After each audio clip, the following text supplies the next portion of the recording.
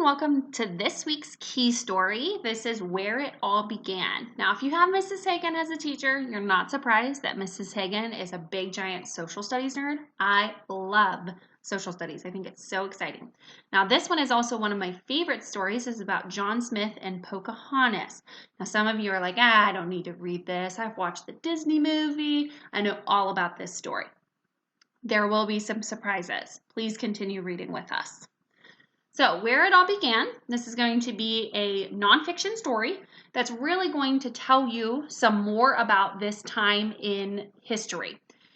Now, this week you're working with an informational article.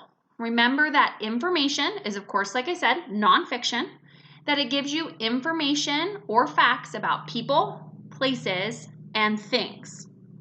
And it may have different text features like the sidebar, where it gives you a piece of information off to the side, or it may have a map. And this story is going to have both of those, and we'll talk about those as we get to them. This week, we're also going to be working with some proverbs and adages, and we'll talk about those more as we get to each one of those. So, where it all began. Take a tour of Jamestown, Virginia, the birthplace of America. They thought they were lost. The Susan Constant, the Godspeed, and the Discovery, really big ships that would be like the ship that is off to your left on the first page, had sailed from London, England on December 20th, 1606. The expedition was bound for Virginia, carrying 144 people. Finally, on April 26th, 1607, so think about that, December to April, you're stuck on the ship. Whew, and we thought it's bad we have to be at home right now. The ship sailed into the Chesapeake Bay. In the words of one voyager, they found fair meadows and goodly, tall trees. On an island in a river, they built a fort and they named it after their King James. That's why they call it Jamestown. Jamestown would become the first successful permanent English settlement in the New World. Now, that's something to know, is that it's the first successful and permanent English settlement. It means it really stuck around for a while and was able to thrive. There are other settlements and things that died off and got illnesses during that time because we didn't have all the medicine and things that we do now. So this one actually was able to survive for a longer period of time. The struggle to survive. There is a proverb that says, ignorance is bliss. Now, this is the first proverb that we need to talk about. Remember, proverbs and adages, like Miss Burtnett taught you, mean the same thing. They're short sayings and expressions that have been used for a long time and express what we consider to be a general truth, something that everyone knows to be true. And each culture has different proverbs and adages, different things that they always say that they consider to be a truthful statement. So for this one, ignorance is bliss. This means that a person that does not know about a problem doesn't have to worry about the problem. So that's going to be true in our story here, that because they don't know about it, they have ignorance, they're going to be blissfully unaware or happy because they don't know that these problems are coming. In this case, of these 104 men and boys who came ashore from the ship, this was very true. They were faced with tremendous challenges. The water from James River was not safe to drink, and food was scarce. 2 weeks after the settlers arrived, 200 Indians attacked them. That's a lot of Indians to get attacked by. If you look at the top, it has an illustration, a drawing of the building of Jamestown settlement in 1607. Looking on the next page, you'll see John Smith, an experienced military man, became head of the colony in 1608. He had been in charge of finding local tribes willing to swap food for English copper and beads. Now, in social studies, this is where you talk about trading, something we talk about a lot. That trading means the Indians would give them food, and then the Englishmen would give them copper, like what we make pennies and pots out of, and beads, like we make necklaces and headbands and things out of. Smith was tough with both the Indians and the Englishmen. He that will not work shall not eat. Now he's quoting something here that everyone would have known about. In this time, this meant if you don't do the work, you don't eat. So for them, they would have had to go out and either hunt or gather their food, or they would have had to trade for it. Nowadays, it's probably more so like if you don't work a job and pay for your food, you won't have the food. But back then, they really had to work in a different way for their food, going out and hunting, gathering, or trading. Smith knew that an attitude of every man for himself would endanger the colony. Now, they've added another Proverbs or adage here, the attitude of every man for himself. So every man for himself is a Proverbs or adage. This means that each person is working on their own, either A, to reach their goal, or B, to fight for their own survival. So if we were looking at like a modern day like basketball game, like someone trying to get as many points as they could, maybe a personal goal, and they're working every man for themselves. They don't really care about what's going on for the team. They're working just for their own goal. However, if we look at Smith's point in time, if they each are trying to work for their own thing, they're actually trying to survive. If one man goes out and hunts and he doesn't share any of that food with anyone else who also is bringing in food and they're working together, they may not survive as a colony because they're each only trying to find their own things. The western Chesapeake area was ruled by Chief Powhatan, who governed an empire of 14,000 Algonquin-speaking peoples. Now, Algonquin is a type of Indian language. They are their own type of tribe. We had them here in Ohio as well. His daughter, Pocahontas, became a useful friend and ally to John Smith. You can see in the illustration above, the drawing, Pocahontas saved the life of Captain John Smith. Now, down below, you are going to see one of those sidebars. This sidebar is titled The Real Life of Pocahontas. Princess Matoak was born around 1595.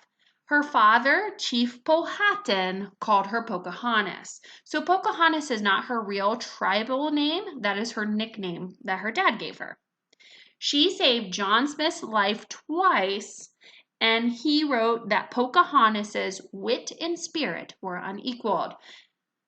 Now, you're probably, if you're like me, you're thinking of the Disney movie Pocahontas, and you're thinking about how she only saved his life once. Well, that's a made-up story versus this is real life. She saved it twice. This next part might shock you too.